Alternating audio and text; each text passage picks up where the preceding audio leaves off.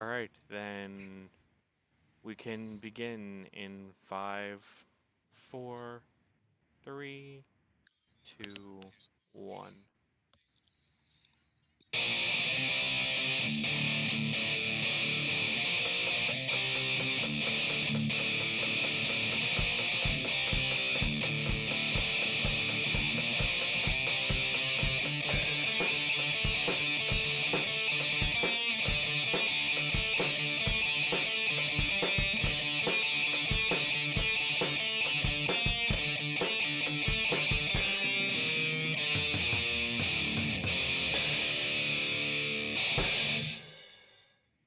All right, welcome to another week of Fragments of Silicon reviews.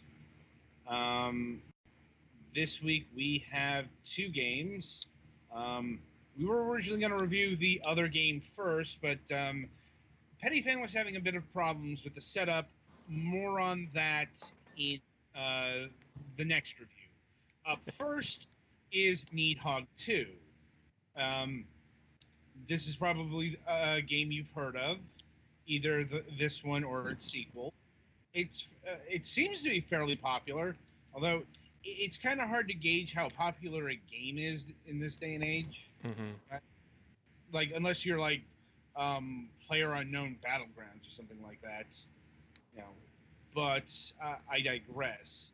Anyway, so for those who haven't played either game, Nidhogg is a fencing game. I Wolf. guess It's a one-on-one fairly simple martial combat game where you're fighting against an endlessly respawning army of other people for the honor of being devoured by the worm. right. And now I believe the Nidhogg comes from what Norse mythology. Mm-hmm. Yeah. It is the And dragon slash worm that is constantly gnawing at the root of the world tree. right, and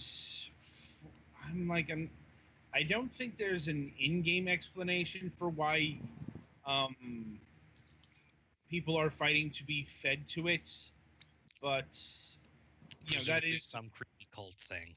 yeah, that is the goal of both games. Yeah. Um, Now, for those who are watching the stream or the video version, we have the footage playing. And if you're familiar with the first game, well, something's going to jump out. And that's the graphical overhaul. Holy crap, the characters have more than one color now. Yeah, it's like, for those who didn't play the first Nidhogg game, in terms of graphic stylings, it was an homage to the Atari 2600, basically. Yeah. Yeah, Or, like early 8-bit. you know, uh, I guess I guess in terms of technology, but Yeah. its art style and really its gameplay is invoking the golden age of video games. You know, if not the Atari 2600, the arcades, the Intellivision, the ColecoVision, something like that. Although, a game like this wouldn't have been unusual in the late 80s, the Nintendo era either. A game called Karate Champ comes to mind. Not in terms of like the combat or anything, but the style of gameplay. That was I might have been the only one who played this, but that was kind of one of the seminal proto pre Street Fighter fighting games where you faced off one on one and you used a lot of moves. I'm like a lot of real world moves. How well it worked on the NES was questionable at best, but that's another story. And the Nidhogg series is aping that kind of gameplay style. Very fast, very lightning quick, very chaotic. Like if you saw our Friday playthrough, you'll know that the game is very chaotic. Like Things can turn on a dime. yeah, I'm like there is some semblance of skill, like knowing when to raise or lower your sword or other weapon is important, and knowing when to throw your weapon at the right time is good. It's handy when somebody breaks away and starts running because Low gravity mode's put on. Well, it's also the object of the game isn't to kill your opponent. Um, your adversary is just an obstacle to the real goal, and that's to get to the end of the stage so you can get devoured. There are 7 screens. You start in the middle one, and each character is trying to get to one end. Right. And you will spawn infinitely, and your opponent will spawn infinitely. It's like the only time you have to kill each other is in a face-off, either at the very start to see who gets control, or Sudden death. not sudden death. When both of you die at the same time, you have to fight. Otherwise, things are controlled by initiative. You can see on the screen, like the tangerine guy, I guess, and it switched back to Petty Fan. You're the blue guy, right? Green, yeah. Yeah, blue, green. You're kind of turquoise here. The point is, whoever has initiative is the one that can run off screen. If the defending person, let's say, tries to run off screen, well, you actually run off screen. Like you're not going to get anywhere. You have to kill the opponent in order to get initiative back, and that's kind of the seesaw here. And as I was saying, Petty Fan broke away, and he's on the final screen here. And then I screwed up. Yes. Again, God damn it. Yeah. Now, you'll notice that in addition to a sword, there are other weapons. There's a knife. There is a broadsword kind of weapon. Like broadsword, greatsword. Yeah. I think some people call it a claymore. Yes. It's a much heavy, in real life, it's a much heavier weapon than a fencing blade we got here. And, it's got a different arc to it. Really devastating, actually.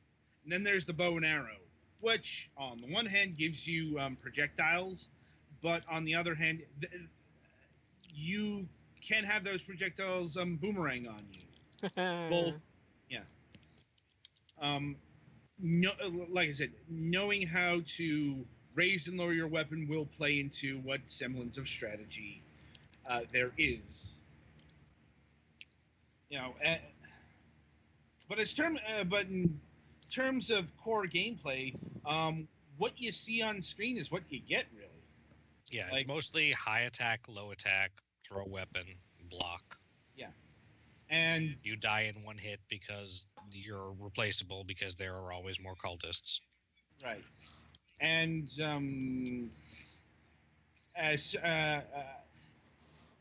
you can adjust things in either the terms of time, like we played 5-minute matches, but you can go all the way up to endless time.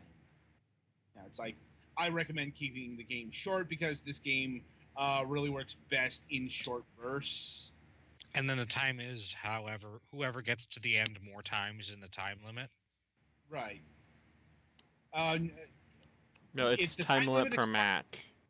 Yeah, it's like if the time limit expires, you just go to sudden death, which is okay.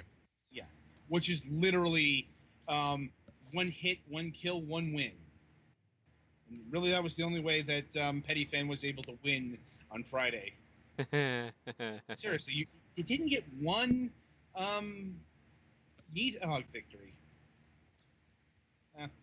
Anyway, and it is a 2-player game only.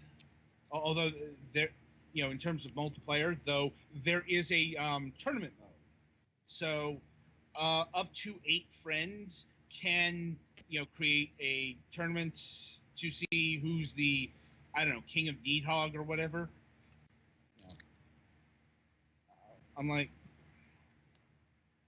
I'd say the most worthy sacrifice, but they probably don't change it so you only get eaten if you win the tournament.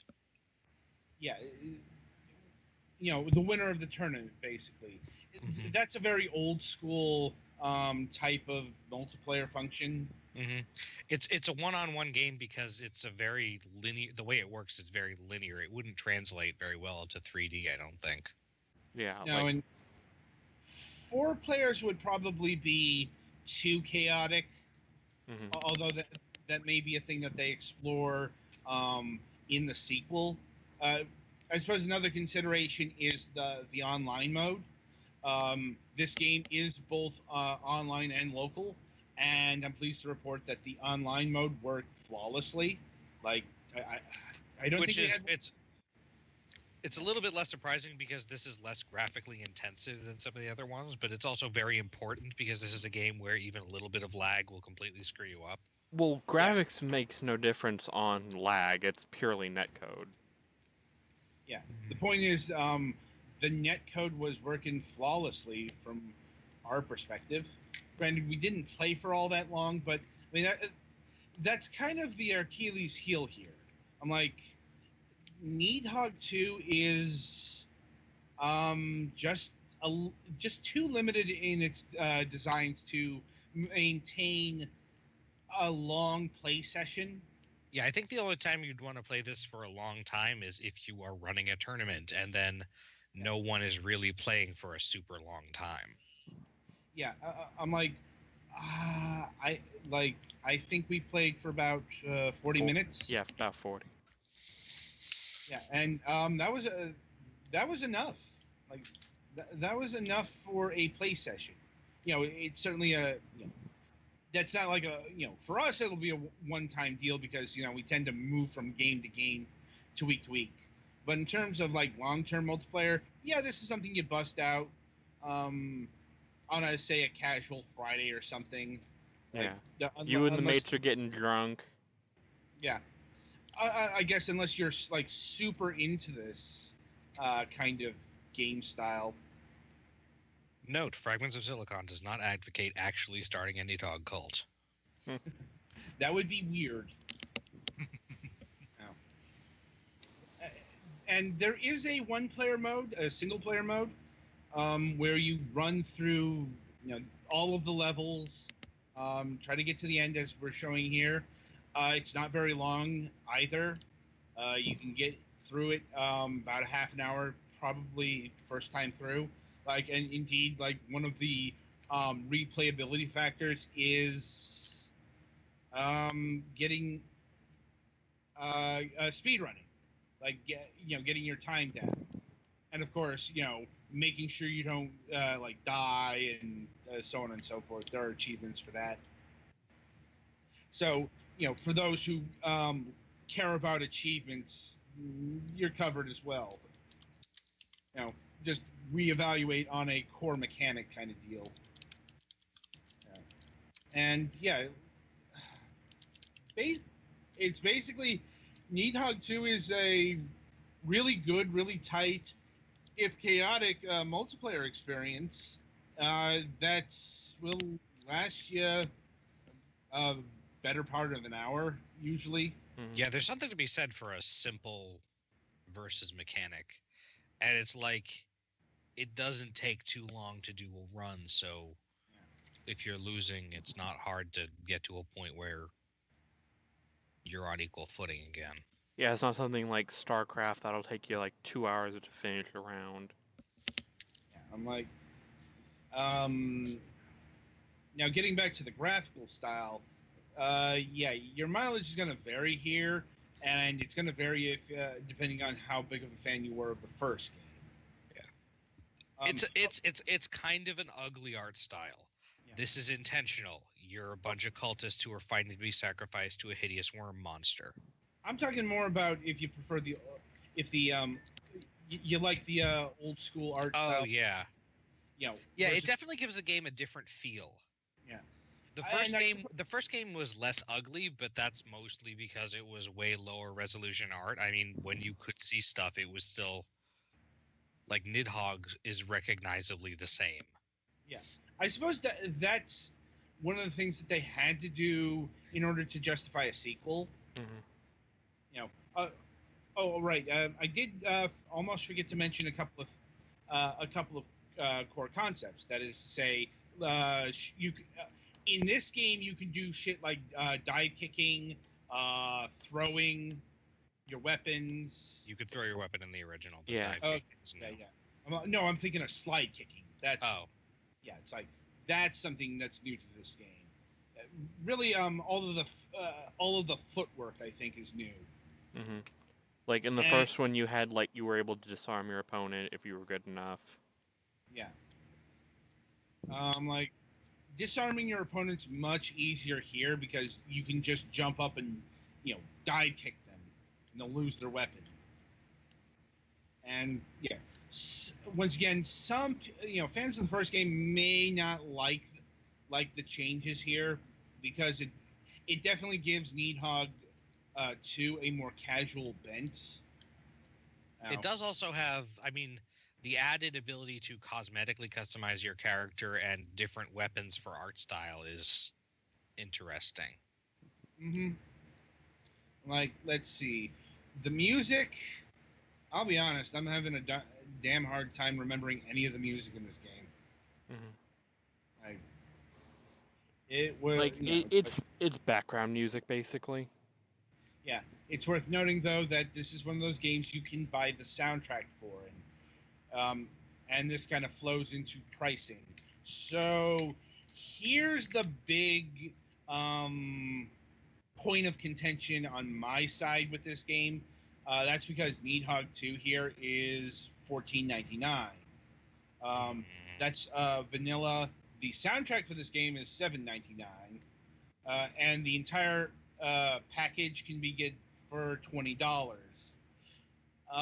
See, this is the kind of game that makes me wish that multiplayer packs were still a thing, like a two Yeah, pack. on Steam, Nidhogg 1 still comes with a 2-pack, or there's still a 2-pack option. Yeah, I'm like, because this is the kind of game that needs that. Hmm. Yeah, I'm buy like, one for you and one for, because the single player content of this game is not significant.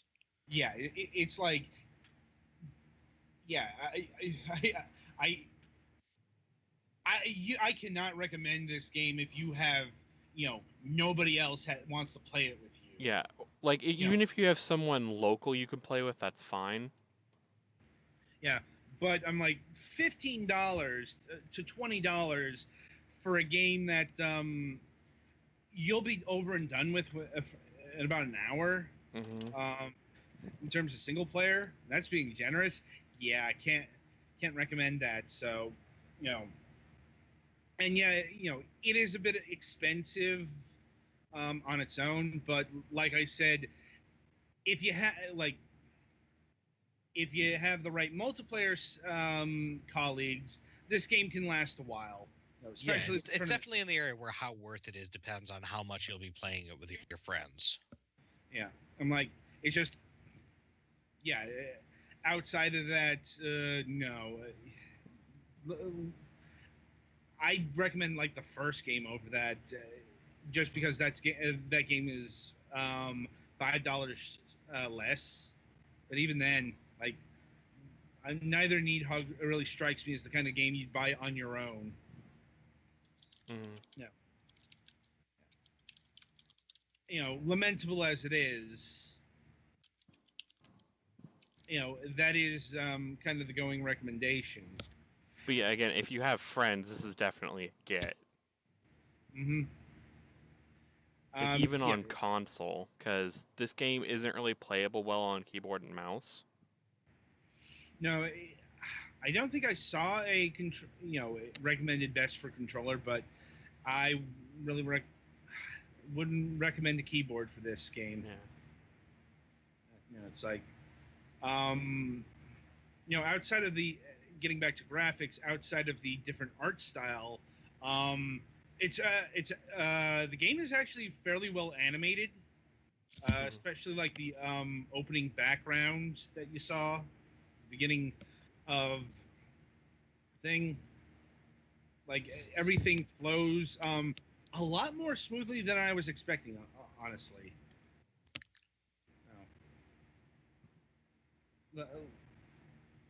And that is actually fairly important because it keeps the game from having a choppy look.